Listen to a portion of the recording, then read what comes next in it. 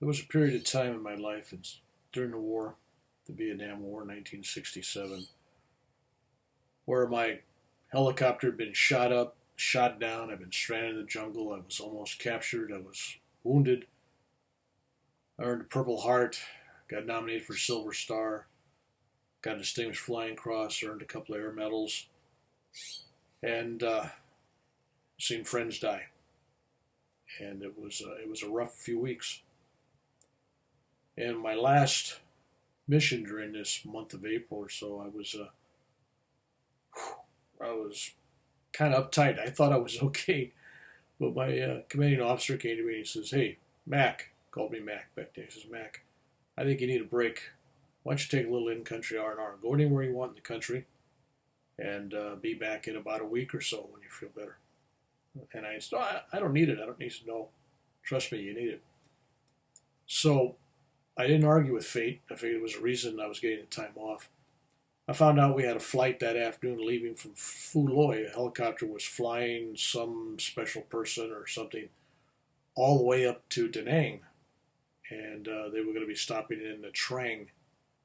And I wanted to go back to the Trang because that's a place I spent several weeks there when I first come into the country. I was accidentally, quote unquote, accidentally sent there with no duty. And I got to enjoy this beautiful, serene beach and a beautiful town. And I remember there was this Buddhist temple there that I wanted to go back to because it was haunting me. It was just something very special. So I got into the Trang, and it's a beautiful beach town along the South China Sea. There's beautiful beaches, warm temperatures. It was perfect, just postcard perfect. And I flew in there and I could see this temple, this Buddhist temple, sitting on this mountainside. And under this temple was a place where you could go in and worship and everything. So it was hauled out underneath. So the roof of this temple was basically this big statue of Buddha. It was about 80 feet tall, I think, if my memory serves me right.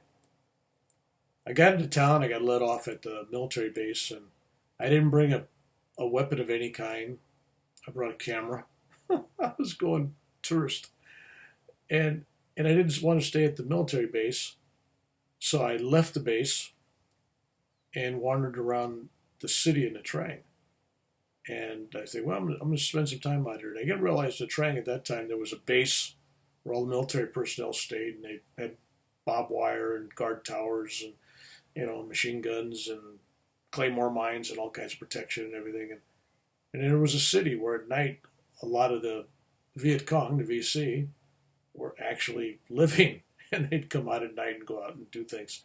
So I decided I wanted to stay in the town, and I found about 4 or 5 miles away from the military base there was this hotel with about 6 or 8 rooms that was being run by locals, and I rented a room, and they kind of looked at me kind of strange, like I'm renting this room, and I'm a tourist in the middle of this war. I'm going to rent this room and sightsee, right?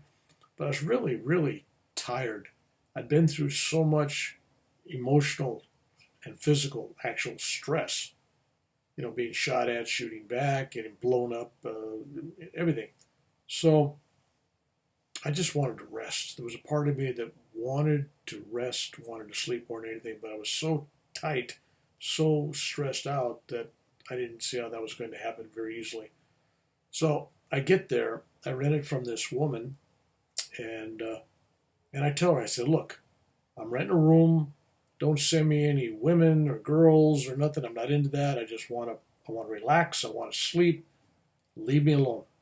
Oh yeah, yes, yes. So I go in the room and I lay in the bed and I'm just wide awake. I mean, I'm just wired. I can't sleep. And all of a sudden there's a knocking on the door, gentle knocking.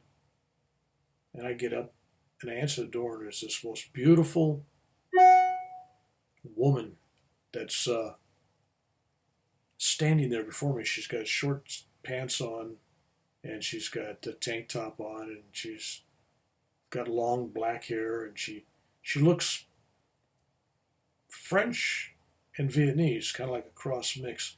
And her skin is just a beautiful amber.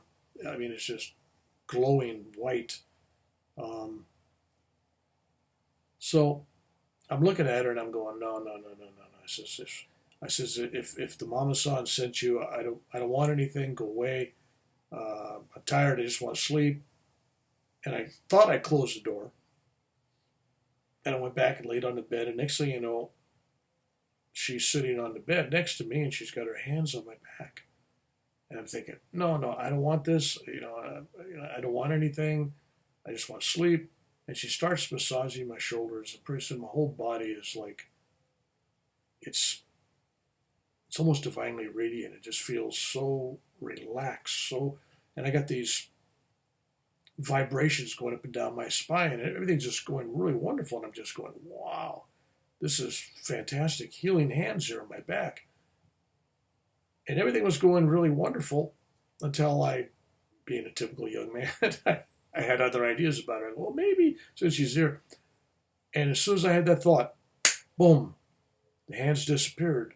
I rolled over and there was nobody there. I'm laying on this bed totally by myself, looking up at the ceiling, looking around the empty room, doors shut. So I think, wow, how'd she leave the bed so quickly and get out the door? So I open the door and look down the hallways. There's nothing. I go downstairs where there's an old man sitting at the entryway and asked him where the woman went. And he said, there's no woman. Nobody came in. Nobody left. And he thought I was crazy. And I tried to tell him. And he thought I was crazy. I went and saw the mama saw him that I rented the room from. And she thought I was crazy. And so I went back to the room, closed the door. I looked out from the window and I could see the beach at one end, and across the other side I could see the mountain with the temple. Everything felt so peaceful, so loving, so divine. I felt protected. I felt loved. I felt embraced by the universe. And I knew something special, something different, something odd, something out of the ordinary had happened. There's this divine-like woman come into my room, totally bring me back from the war, bring me to a place of peace and love in my heart, totally physically relax me. And then as soon as I had a worldly thought, disappeared on me. But now I was totally feeling relaxed and loved. I laid down in bed and woke up the next day. Best sleep I ever had in my life. Totally the best sleep I ever had. I felt renewed, rejuvenated. And I knew at some level the divine had sent an angel with healing hands to bless me and to help me finish off my tour of duty in Vietnam. Yes, I actually think I was visited by an angel. An angel was the most beautiful woman I've ever seen.